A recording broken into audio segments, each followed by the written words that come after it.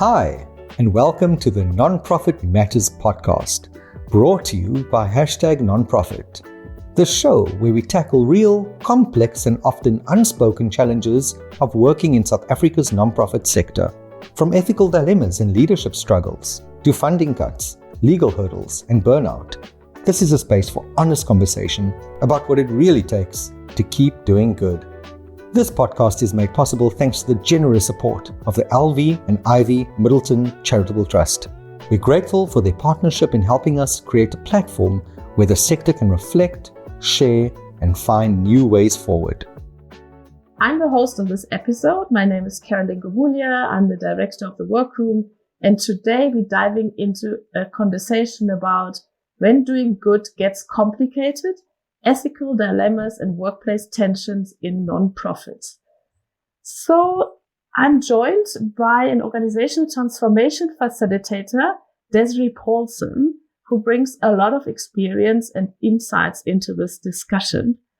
Desiree is an organizational transformation facilitator, a specialist and facilitator of diversity, equity, and inclusion processes.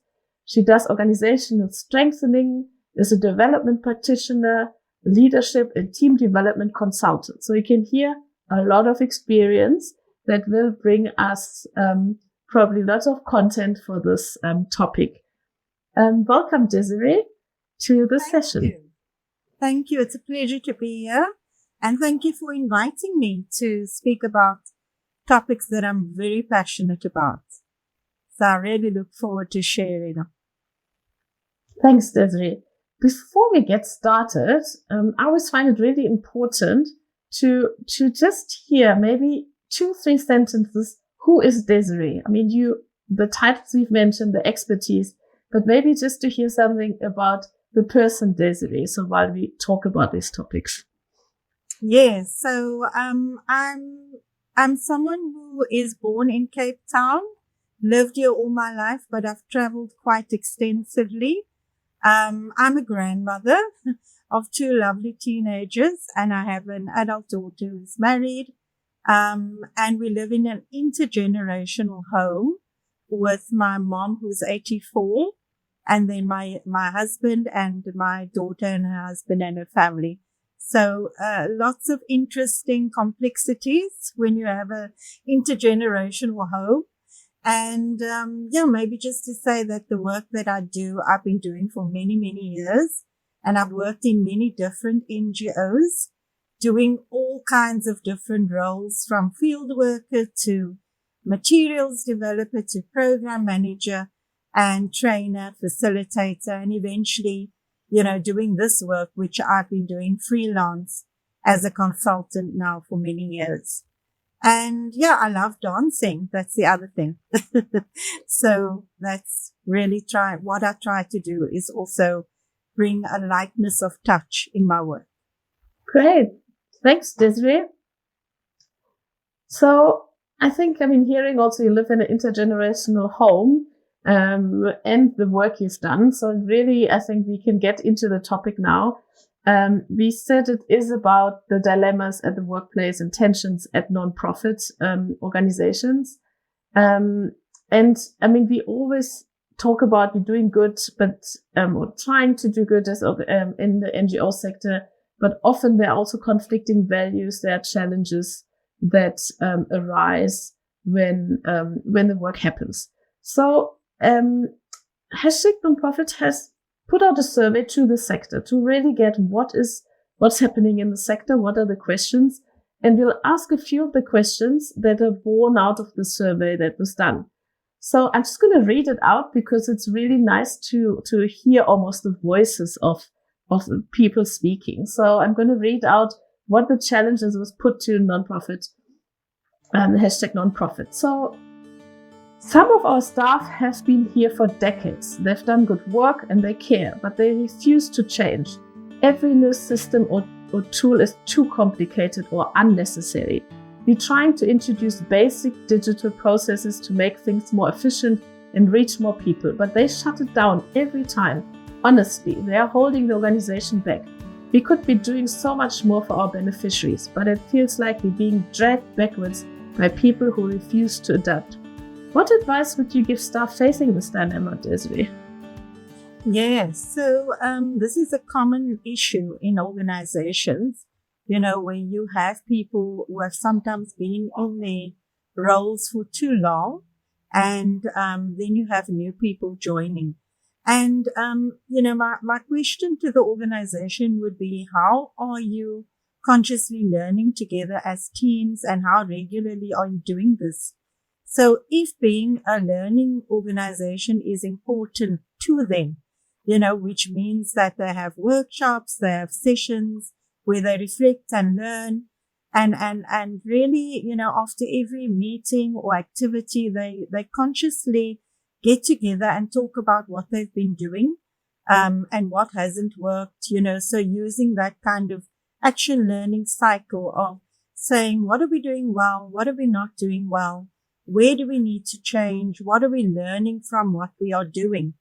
And so when you're not doing that, then you will have situations where people become stuck, and, there isn't that space for people to share and for new people to bring some ideas in. So for me, it's about a lack of dialogue, a lack of space where these voices can be heard, and also a lack of understanding that organizations are complex living systems. They must change over time. If they don't change, they will just die, or they will close, or they will become irrelevant. So if the organization is not able to adapt and do things differently, then they are going to become outdated, and they will be overtaken by others who are much more in touch with the context and much more in touch with beneficiaries' needs. And then, they will just become one of those outdated NGOs. And they will also stop getting the funding that they require. So I think the secret is about learning, but also just getting people together and just asking at the end of each process, or just, when you have your regular reviews or your end of month meetings, learning sessions, or your strategic processes, to use those moments to say, what do we really need to change? And also, I think it's about creating a safe space where all voices are accepted and valued, and not only those who have been there the longest. So you might have to change how you are in meetings. So, to actually, sometimes you might need facilitation, someone to actually hold the space so that you have that opportunity to bring in all the voices. Sometimes you might need to have small group conversations or smaller group meetings where other voices can be brought in. So there are lots of interesting methodologies that you can use, that really brings in the voices of others. When I listen to the problem and what you're describing, isn't it also a bit of an intergenerational problem? And my experience is that sometimes there are people that are really also, it's almost fear-based, their willingness to adapt or to kind of holding processes back because maybe they a bit older, they're not so familiar with new technology, they're afraid of maybe new technology. Do you think there's some truth to that? Yes, definitely. I think there would be that element as well. And so, it's important that I think organizations try to have regular learning and capacity building for all staff, so that everyone learns together. So if there's something new that comes up, to create those spaces and to allow for people to even say where they're struggling, or, what are some of the mistakes that they may have made. Because sometimes if you have a workplace where you don't have psychological safety and you're not able to talk about things that are not going so well, then you are going to create a space that you can't learn in that space. So I think it's important to create those spaces so that everybody learns together. But it's also about the culture and the values, so if there is a culture of openness, a culture that says, or values that say, that we value all opinions, no matter the age, no matter the position, then that almost like sets a tone, for us to really respect everybody and to believe that wisdom comes from every single person. Recently we had a workshop where we actually set up intergenerational circles. And we started off with the first group of people who have been there for the longest time. And we asked some questions and they reflected together. And then, we put the newer people in the middle of the circle and we asked them some questions. And it was really interesting, and I think the conclusion we came to is that the newer people had so much wisdom, and those who had been there for the longest time were quite shocked, that there was wisdom in that group. So I think for me, it's about really inviting voices and to actually set the precedent that wisdom comes from everywhere. I learned from my granddaughters who are younger, teenagers. And of course I learned from my mother who's 84. So I think we always have to be learning, because if we're not learning, then we won't grow, So if the organization is learning, then people will also be learning in the organization. And if they choose not to, then I think that's their own loss, But I remember, I worked in a very wonderful organization called CDRA, Community Development Resource Association. It's closed now, but we used to have these wonderful learning weeks at the end of each month. And every single person, from the housekeeper to the accountant to the librarian and everyone in between, we'd get together and we'd even do sometimes fun things like learn a song together or do some art or draw pictures of each other. And it really opened the space, for all of us to actually just get into a safe learning space. And I think the other thing we must just be quite comfortable with is that sometimes I might not have the skills that the new generation has. And then to actually acknowledge that and say, I'm not good at that. Can you please, Carolin, can you please help me, with this, and to actually allow for that to happen, because we are going to need help from each other. We're not going to know everything that we need to know. Thanks, Desiree. Yeah, I think that the last part you really resonated with me, because it's again also this point of showing your own vulnerability, right? And that can be older people, it can be leadership. So fantastic. Thanks for that. Okay, so maybe let me move to the next question, which I think is also linked to an intergenerational challenge.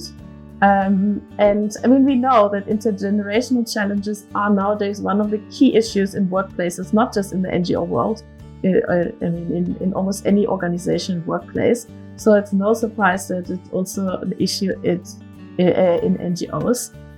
So again, I'm going to read out what we got as a question from the community. Older staff in our organization are frustrated by the accommodations younger team members are asking for, like needing quieter workspaces, better lighting, or mental health days. Some think these are just excuses to work less or care more about comfort than our NGO's cause. And there's no place for this in a non-profit where you are meant to make sacrifices. But I can see both sides. How do we bridge this growing divide between old school self-sacrificed and younger staff needing to set boundaries for their well-being? What are your thoughts on that? Yeah, so I think, we have to again acknowledge that we are living and working in different times where people need different things. The context has changed enormously. And I think, people are much more aware about work-life balance. And I think in the past, you'd work yourself practically to death, or you would just become sick and need to be put off, or, so there wasn't that sense of, actually I can ask for something different from my work. It's not that I just have to accept everything. So, I think there are also different working styles, and, some people prefer working in silence. Other people love working while talking, and they get a lot done when they're being, when they're chatting to their colleagues. But I think that workplaces must create spaces for both. So I know that for instance, I could never do well in an open plan space. I found myself very distracted. I would end up talking because I love talking to people. I love listening to people. And so for me, a private office where I could actually close my door was always very much more productive for me. And so, sometimes that's not possible, but I think that workplaces must try to be creative and create space for both, and that, the other thing is that also there's been a lot of studies and research done on, the lighting, how lighting can impact on someone's productivity or your health, as well as air conditioning and how that impacts on people's health. And then, you see that there are some workplaces are bringing much more greenery in, bringing plants in, looking at the colors that they use, the way they decorate the workplace. And then also, just having that natural light as well as opening the windows for airflow and all of that. And then the other thing is that sometimes workplaces have to be much more intentional about these things and create, a special day or create like a wellness month or something where, you just touch on all the aspects or bring in specialists or just have fun together. Just a little drumming session could be something that would be amazing for staff to do together. So, there are lots of wonderful ways to bring more emphasis on this. And I think that the workplaces that have shown greater productivity have done this successfully. And those workplaces who have ignored it and say, well, that's something you do in your own time, will find that they are dealing with much more burnout, much more silent quitting, where people just silently quit or they're already thinking about their next job. So I think if workplaces want to move forward, leaders have to take the initiative on this and really, make it happen. Thanks, Desiree. We just one follow up on that. So yeah, I'm absolutely with you. I agree that well-being and mental health is really important. And I think it's also great that nowadays we can actually talk about it and it's much more on the forefront. But what I also see in this question was a bit that conflict that, kind of working hard, delivery. And I'm not, not a fan of the self-sacrifice, but I get it. I also have this, work thing, you work hard, you work overtime if the project needs to be done because, it's that time. But I also understand that the staff member would say, sorry, but I don't work overtime. I don't get paid for it because in the NGO world, you hardly ever get paid for your overtime. And, where can we deal with that conflict? Because that's, I think, also a key challenge. So the one is accommodating mental health. The other is also, the delivery, the kind of getting things done. Do you have any advice on that? Yeah, I think I can understand why there might be some tensions, and it also, it's about, how much you are willing to put into making the work a success. And if it means, I'm having to do an all-nighter, and certainly I think all of us have done that, if there's a funding proposal or reports have to go out or, we're preparing for something big, we do have to sometimes put in that extra effort.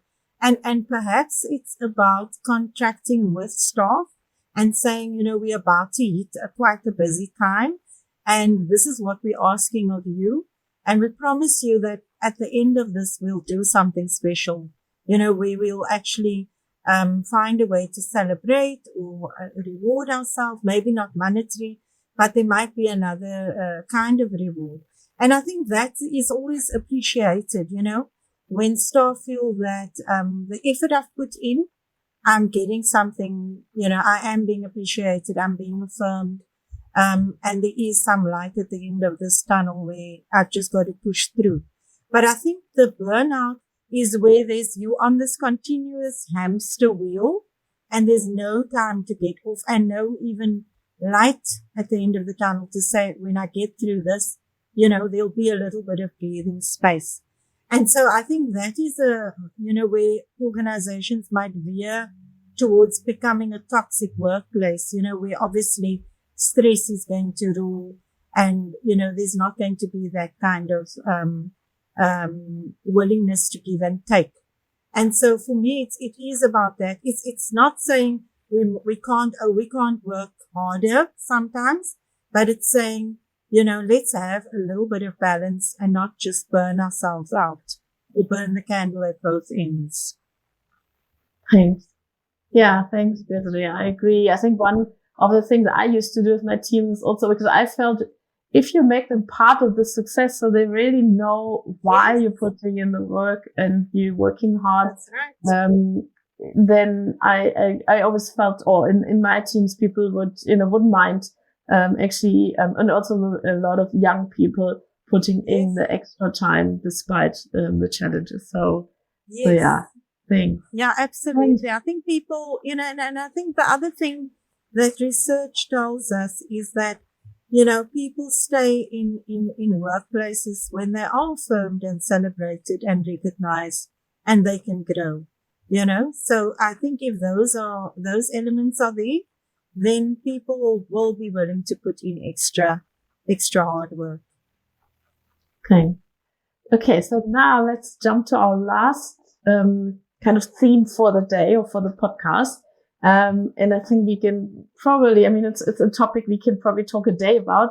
Again, I'm going to start just reading out what we've got from the community to kickstart the topic. It shifts a bit away from the intergenerational into something else that speaks to values at organizations. So our organization is highly respected for its work in disability rights, and I'm proud to be part of it. But behind the scenes, it's a different story. Some staff openly mock LGBTQI+ issues, making jokes and comments that are cruel and ignorant. They don't know about my personal life, but their words hit close to home. I feel completely alone. I don't think I can speak up, not just because I'm in the minority, but because I'm terrified of damaging the reputation of an organization that does important work. What to do when the internal culture contradicts the values you're supposed to stand for, and staying silent feels just as wrong as speaking out? Wow, it's a hard one, right? To listen to that story. So what are your thoughts? What would you say? Have you encountered that? Yes, no, absolutely. This happens all the time. So, it's very important that I think organizations have to do intentional work on the whole issue of diversity, equity, and inclusion. And, sometimes it takes that one person to say there is a big problem here and we need some help. We need some training. We need to understand, because people don't understand. And so, it comes from a lack of awareness. And so often you might have to start with some kind of education, some kind of training, some kind of awareness. And then obviously to create a safe enough container where, and this often needs facilitation. So a lot of my work involves this, being that person who comes in from the outside and can hold the space, and then to create that space for honest and open conversations and a deeper engagement. So this is very vital and foundational to have first some kind of training, so everybody gets to understand what is LGBTQI, what does that even mean, and then what does it mean? What does intersectionality mean? Which is when you intersect these different diversities, you can have more power, less power. And here you have a person whose intersections are probably giving them very little power. They might not be in a leadership position. They might be gay, so they're the person that gets made fun of, and many of the other staff may not understand, so they might, as the person says, I'm in a minority. So, really to get people to understand it. And then I think the other thing you need to put in place is proper systems, processes, policies, so that if anybody is contradicting the values or acting in ways that's discriminatory, they can be held accountable. Because if you don't have that, then people will just make jokes, call each other names, and then it becomes a free for all.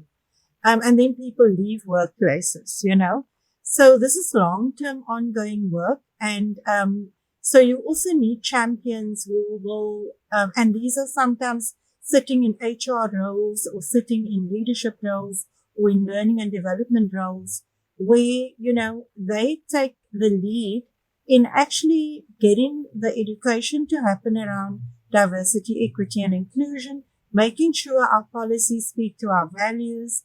And then the next round of work might be creating safe mechanisms so that when you see someone doing a microaggression, calling someone a name, making a joke, that you are able to then say, give the person feedback and use, like, for instance, I statements, where you say, when you do this, this is how I feel, this is how it impacts on me, and focusing on the behavior, obviously not the person. And then to say, this is what I would prefer you to do in future. So the person gets a clear message about how that joke that I thought was funny actually impacted on someone. And then sometimes you might need if it's a serious transgression, you might need a proper disciplinary process. And that's where HR comes in, leaders come in, and they have to make sure that happens. Because if people go unchecked and they are allowed to do all these things, then you are then creating a toxic workplace where, it's not really a safe space for people to exist and to actually work into their full potential. Yeah, no, I agree. I think the one thing that I still find challenging, I mean, you obviously pointed out what every organization should be doing. Do you maybe have, let's say, 3 pointers? If someone finds themselves in this situation, and the most difficult thing is if it's your leadership and you, as you say, you are in a position where where there's power imbalances, what are the first 3 things that you would say the person should do? Are there any external sources or resources they can look at, or kind of that the person can really get help if they feel, ideally it should be the line manager or it should be someone that can assist. But if you assume that's not the case, because maybe it is actually the leadership, maybe it is, as we had earlier, maybe the old guard that, kind of holds this, what do you actually do practically? Yeah. So, I think that if it's serious enough, the person can definitely look at some, there are government policies where it's very clearly stated, about equity, equality, discrimination, and all of those things. And so if you are able to gather enough evidence and information that people are behaving in this way, then they can be taken through a disciplinary process, because it's actually a violent act that you're committing. You might not be hitting someone, and they use the word microaggression, but it's by no means small. Micro just means that it's happening all the time. So if you can think of, there's a beautiful TED talk where this woman talks about microaggressions. We can, I can send the link as well. And she says it's like paper cuts. One might be annoying, but if you have a lot of paper cuts, it can hurt you over time. So, the person can go to the, obviously, HR or the director. The board is often a very important place, so to clearly articulate what is happening and take that to your board. I think that's one way that you can make sure that this is going to be attention. And I've been brought into processes where one staff member has taken it to the board, or they get enough staff members to write a letter and go to the board. And then I was brought in to do the intervention, by the board. Failing that, then, you can take it further. I suppose go to the CCMA or, there are government policies, and I'll find those links as well, so that we can also give people, specific legal documents to hold on to. And then I think the way that you articulate it is also very important. And so there's a methodology by Marshall Rosenberg called nonviolent communication, NVC. And some people call it the I statements. And I've shared it earlier, where you say, this is what's happening. This is the behavior. This is how I feel. This is how it's impacting on me. And I can also share some links for that. So I think it's so important to have all of these tools. And so workplaces who are forward thinking, make sure that their staff know what their rights are. Make sure that their staff are able to have the capacity to deal with it, either in the moment or to go to HR and ask for a process. So I think there are ways to address it. And staying silent is definitely going to cause more harm to yourself and to your other colleagues who will also suffer even if you leave. So I think we always encourage bravery and ask people to step up. And I'm sure your colleagues will thank you for it if you do. Yeah, thanks, Desiree. I mean, I agree. I mean, in processes, I've also facilitated DI workshops, and it's often that people feel very lonely and that encounter those challenges, and maybe also through this podcast a call out to say you're not alone. There are many people who face this, and often if you speak up or speak out, you might actually find like-minded people, and you might actually find more colleagues that may be being silent because they find it difficult. So I think that's something that I've also encountered, that but also the truth is it can be a very lonely space. So we also don't want to sugarcoat it and say it's easy. It is a tough thing if this happens. I think the second, link to this, what's in this point also is that, we find that in every workplace, right? But we also think that in the NGO world, this should be different, because we, as you said in the text, we're working for good, right? We're doing something for the world and then inside. So for me, this is also always very challenging to encounter that. And I do find that the NGO sector there should be something where NGOs could be called out, because, it's almost like a double challenge, to preach to the world almost. And, then inside you're not following. And it's not about being perfect, because we know organizations are the microcosm and reflection of our society. And we know those in the society, there are major challenges around diversity, equity, and inclusion. So, but it is about being conscious, trying, and learning, as you said at the beginning, together. Thanks, Desiree. This is really fantastic. So it brings us to the end of today's conversation. A huge thank you to you, Desiree, for sharing your time and insights with us, and also all the resources and links and practical tips. I'm sure our listeners will really benefit from that. So thank you. This episode was brought to you by #nonprofit with the support from the LV and Ivy Middleton Charitable Trust, whose contribution makes this work possible. If you found this discussion helpful, please share it with your networks and keep an eye out for future episodes where we will continue to explore the big questions facing our sector. Until next time, take care and thank you for all you do.